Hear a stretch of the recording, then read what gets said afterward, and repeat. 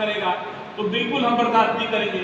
जो कावड़ यात्रियों पे हमला हुआ है वो केवल हमला नहीं है, वो एक आतंकवादी घटना है। देश की सबसे बड़ी यात्रा जिसके अंदर सबसे ज्यादा युवा शामिल होते हैं, जिसके स्वागत के लिए मुख्यमंत्री जाते हैं, जिसके स्वागत के लिए डीजीपी जाते हैं, वो यूपी के अंदर जो व्यवस्थाएं होती हैं वो अकल्पनीय हैं। जहां हम विफल होते दिखते हैं कि कावड़ियों को हम सुरक्षा नहीं दे पाते हैं और उन्हें पर हमला करने वाले शिव भक्तों के ऊपर हमला करने वाले को उनके साथ मित्रतापूर्ण व्यवहार कोर्ट में पुलिस करती है, ये शर्मनाक है। वो क्रिमिनल हैं, वो आतंकवादी हैं, उन पे आतंकवादी की धाराओं में उन पे रासुका के तहत, एनएसए के तहत उन पे कार्रवाई होनी चाहिए। जब तक संगठन नहीं बढ़ा हम पैरवी नहीं करें। कई लोग घायल हैं, गंभीर रूप से घायल हैं, सिर फटे हुए हैं, वो आईसीयू में एडमिट रहे, उसके बावजूद भी 307 सिफारिश से लगती है। तो ये जो उनका संरक्षण करने की नीति है पुलिस प्रशासन की, ये बंद होनी चाहिए, नहीं तो हमें बड़ा आंदोलन इसके खिलाफ करना पड़ेगा। बहन बेटियों की सुरक्षा के लिए हमें खड़ा होना पड़ेगा। ये लोग एसएसपी के यहाँ मिलने जाते हैं तो एसएसपी के यहाँ जाके वो खुलेआम कहते हैं कि समान नागरिक संहिता अगर उत्तराखंड में आया तो हम कत्लेआम कर देंगे। तो ये देश को और कानून को और संविधान को और पुलिस को चैलेंज करने वाली स्थिति है। अगर पुलिस ने चूड़ियां पहनी है तो संगठन ने चूड़ियां नहीं पहनी है। अगर कोई कत्लेआम करने की धमकी देगा तो पुलिस अगर कार्रवाई नहीं करेगी तो संगठन उसे उसी भाषा में जवाब देगा। बहन बेटियों की रक्षा करने के लिए संगठन खड़ा है, बिल्कुल चुप नहीं बैठेंगे। नगर बलरामपुर में जिस तरह की घटनाएं हुई है, इस तरह की घटनाओं को लेकर आज प्रेस वार्ता कर रहे हैं। अगर बात करें पुलिस की तो अभी तक विकास नगर में जो घटना हुई थी उसकी गिरफ्तारी नहीं हुई है। सब 5 लोगों को रामपुर में गिरफ्तार करके पुलिस इतिश्री कर रही है। तो क्या मानते हैं इसका? पुलिस की एक विफलता है और लापरवाही है कि इतनी बड़ी घटना को, जो आतंकवादी घटना है, जो देश में उत्तराखंड को शर्मसार कर रही है, इतनी बड़ी यात्रा, हिंदुओं की सबसे बड़ी यात्रा के ऊपर एक आतंकवादी हमला होता है और उसमें भी अगर हम अच्छी कार्रवाई नहीं कर सकते, कठोर कार्रवाई नहीं कर सकते तो ये पुलिस के ऊपर बड़ा प्रश्न चिन्ह है। इसी को लेकर पर एक प्रेस कॉन्फ्रेंस है कि इसमें रासुका लगनी चाहिए और सभी दोषियों को और जल्द से जल्द गिरफ्तारी होनी चाहिए, नहीं संगठन बड़ी कार्रवाई करने को विवश होगा। आपने कहा यूपी और हरियाणा के लोग भी इस आंदोलन में उतरने को तैयार है, अब गिरफ्तारी नहीं होती।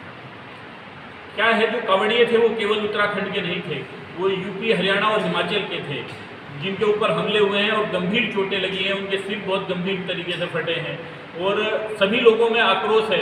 सभी के फ़ोन हम लोगों को आए हैं कि भाई उत्तराखंड के ऊपर इतनी बड़ी घटना हो गई और कोई प्रतिक्रिया नहीं है, कोई कार्रवाई नहीं है, सब गुस्से में है, तो सबको आंदोलन करने विवश होना पड़ेगा। फिर पुलिस अगर कार्रवाई नहीं करती है तो पुलिस जिस राशिद पहलवान को गिरफ्तार किया गया, मुख्य आरोपी बताया पुलिस ने, उस राशिद पहलवान के ऊपर पहले से कई मामले 307 में दर्ज है, कई मामले जमीनों से संबंधित दर्ज है और उसके बाद भी पुलिस जो है उससे एक आपने बताया कि मित्रता का व्यवहार कर रही है। ये बड़ा प्रश्न चिन्ह है हमारी व्यवस्था के ऊपर कि जो इतने बड़ी, जिसके ऊपर दर्जनों मुकदमे दर्ज हैं, जिसके ऊपर गुंडा एक्ट लगनी चाहिए, जिसे तड़ी पार करना चाहिए, वो थाने और चौकियां चलाते हैं, वो पुलिस के गले में हाथ डाल के घूम रही है। इतनी बड़ी घटना करने का जो मुख्य आरोपी है उसके साथ जब कोर्ट में पेश किया जाता है तो पुलिस गले में हाथ डाल के लेके जाती है, हंसते हुए लेके जाती है। तो ये उत्तराखंड के लिए कि जनता को सोचना चाहिए कि हम किन हाथों में हमने जो है जिम्मेदारी दे रखी है और सरकार को भी इस पर कठोर से कठोर कार्रवाई करते हुए उस थाने को भी सस्पेंड करना चाहिए, उन अधिकारियों को भी सस्पेंड करना चाहिए कि आज तक उन पर गुंडा एक्ट क्यों नहीं लगी थी, जिनके ऊपर दर्जनों मुकदमे दर्ज हैं।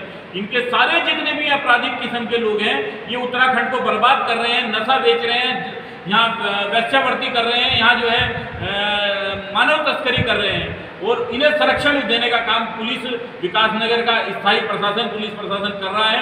इन्हें तत्काल बदलना चाहिए, सारे थाने बदलने चाहिए और इनकी जांच करके इन पे गुंडा एक्ट करके इन्हें उत्तराखंड से बाहर निकालना चाहिए अपराधी। सबसे बड़ा सवाल कि विकास नगर में इतनी बड़ी घटना होती है, पुलिस चौकी में पथराव किया जाता है, पुलिस चौकी में अल्लाह अकबर के नारे लगाए जाते हैं, उसके बाद भी आरोपियों की अभी तक गिरफ्तारी नहीं है। हाँ, कुछ हिंदू संगठन के लोगों पर 107 सोना जरूर की है और वो भी जहाँ 20,000 का मुचलका होना चाहिए था, 1 लाख का मुचलका वहाँ पर इनको भरना पड़ रही है। ये कश्मीर बनाने की साजिश है। जिहादी नारे लगातार विकास नगर में लग रहे हैं, एक बार नहीं 3 बार ये घटनाएं हुई हैं। मस्जिद के सामने भीड़ इकट्ठी होकर जिहादी नारे लगाती है, देश विरोधी नारे लगाती है, सड़क को जाम करके, हाईवे को जाम करके वहाँ पे नारे लगाए जाते हैं। उनके खिलाफ कोई कार्रवाई नहीं होती है।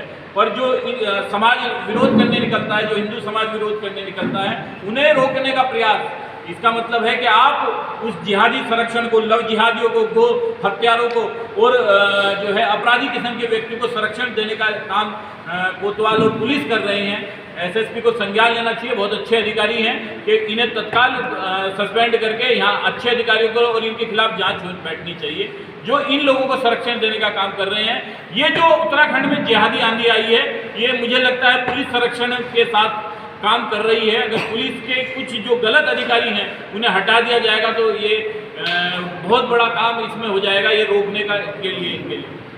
कहीं ना कहीं उत्तर प्रदेश के मुख्यमंत्री जहां पर कांवरियों पे फूल बरसाते हैं, वहीं पर उत्तराखंड के अंदर पुलिस जो अभी घटना हुई है उस पर लाठियां भांजने का काम करती है, कांवरियों के ऊपर उनकी गाड़ी तोड़ी जाती है। इस पर क्या कहेंगे आप? पुष्प वर्षा तो हमारे मुख्यमंत्री जी ने भी की है, डीजीपी साहब भी पुष्प वर्षा में गए हैं, परंतु जो नीचे का प्रशासन है वो आज भी वही जिहादी मानसिकता का है, कांग्रेसी मानसिकता का है।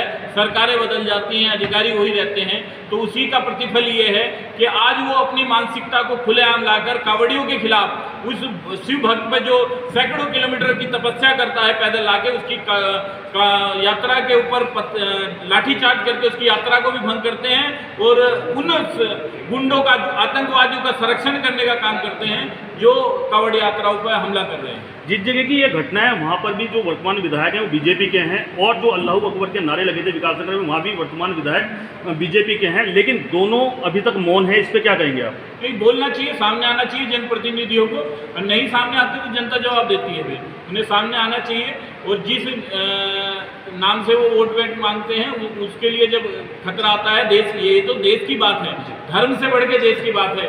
जो वहाँ नारे लगे हैं वो देश विरोधी नारे लगे हैं। ये जो यात्रा है वो राष्ट्रीय यात्रा है, ये स्वाभिमान की यात्रा है। इसके ऊपर हमले का मतलब है कि देश के ऊपर हमला होना, और सबको इसके लिए खड़ा होना चाहिए, सबको इसके लिए आवाज़ उठानी चाहिए। बार बार गजवाए हिंद की बात करते हैं, ये है क्या गजवाए हिंद?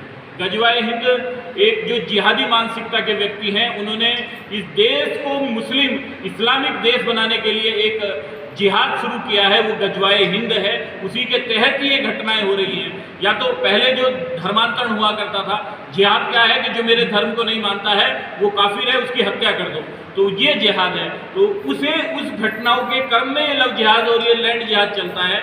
आज तलवार के आधार पर जिहाद नहीं चल सकता है, इसलिए एक षड्यंत्र के आधार पर, एक फंडिंग के आधार पर ये पूरी घटनाएं होती हैं। अभी परसों हरिद्वार के अंदर एक घटना हुई कि एक लड़की को लेके भागने वाला था, वो पकड़ लिया गया, तो वो जूस की रेडी लगाता है, पर उसने 80,000 रुपये की स्कूटी उसे गिफ्ट की थी। तो ये फंडिंग कहाँ से आती है? उसके घर में रोटी नहीं है खाने के, पर वो 80,000 की स्कूटी लड़के को गिफ्ट करता है। तो ये जिहाद है कि धर्मांतरण करने के लिए, अपने धर्म में लाने के लिए लड़की भी आती है। यहाँ तो 2 ही बच्चे देती है, वहाँ वो 15-20 बच्चे देती है, दर्जनों बच्चे देती है। बच्चे पैदा करने की मशीन, और उसके बाद उसे विदेशों में बेच दिया जाता है। ये आज की तारीख में जिहाद है, लव जिहाद है। अगर कहीं ना कहीं ये अपराधी नहीं पकड़े जाते और ऐसे पुलिसकर्मियों पर कोई एक्शन नहीं होता है सरकार के द्वारा, आपका स्टैंड क्या रहेगा आगे? देखिए, इनके खिलाफ सरकार को कार्रवाई करनी पड़ेगी। नहीं करेंगे तो संगठन के लोग उग्र आंदोलन करेंगे। किसी भी हालत तक, किसी भी हद तक जाकर हमें ये इनके खिलाफ कार्रवाई चाहिए। दोषियों को बिल्कुल बख्शा नहीं जाएगा। उत्तराखंड को बिल्कुल इस्लामिक राज्य नहीं बनने देंगे। और यहाँ पे ये देवभूमि है, ये हिंदुओं की भूमि है। यहाँ जो आएगा वो हमारे हिसाब से रहेगा, वो इस संविधान के हिसाब से रहेगा। वो जो है संविधान में जो आस्था रखता होगा उसे ही रहने का अधिकार है। अल्टीमेटम होगा तो टाइम बाउंड होगा, कब तक की आप अल्टीमेटम दे रहे हैं? आज जो है बड़े अधिकारियों से और सरकार के प्रमुख लोगों से बातचीत हुई है और शाम को भी होनी है। उसके बाद जो है तय करके हम समय तय करेंगे। पर सप्ताह भर के अगर अंदर इन पर कार्रवाई नहीं हुई तो हम संभवतः बड़ा आंदोलन तय करेंगे पूरे प्रदेश में। पुलिस वालों के खिलाफ भी कार्रवाई होनी चाहिए जो ऐसे आरोपियों के साथ मित्रतापूर्ण व्यवहार करते हैं, जो इनसे दोस्ती करते हैं, जो इन्हें पनपने और बड़े गैंगस्टर बनाने के लिए सहयोग करते हैं। इनके खिलाफ भी जांच करके पुलिस को कार्रवाई करनी चाहिए। ये थाने को और पैसा मुहैया कराते हैं और उसके अधीन ये इस प्रकार के काम करते हैं। अभी जो अनुज जी ने बताया है कि 80,000 की स्कूटी भेंट की है उसने लड़की को, ये पैसा कहाँ से आता है इसके बारे में सोचना पड़ेगा। इसकी फंडिंग विदेशों से होती है या यहीं के और मुस्लिम व्यवसायी करते हैं, ये चिंता का विषय है। तुरंत सरकार से मांग करते हैं कि जो मुस्लिम सेवा संगठन बना है, ये नईम कुरैशी है, सद्दाम कुरैशी है, ये आतंकवाद इसके जरिए उत्तराखंड के अंदर फैला रहे हैं। ये इन सारी घटनाओं के पीछे हैं और उसके अकील अहमद जो एसएसपी ऑफिस के अंदर कत्लेआम करने की धमकी देता है कि अगर सामान्य नागरिक संहिता लगी तो मैं पूरे उत्तराखंड के अंदर कत्लेआम करूंगा, उसके खिलाफ भी सरकार कार्रवाई करे, नहीं तो हमें आंदोलन को विवश होना पड़ेगा, नहीं तो हमें कार्रवाई करनी पड़ेगी।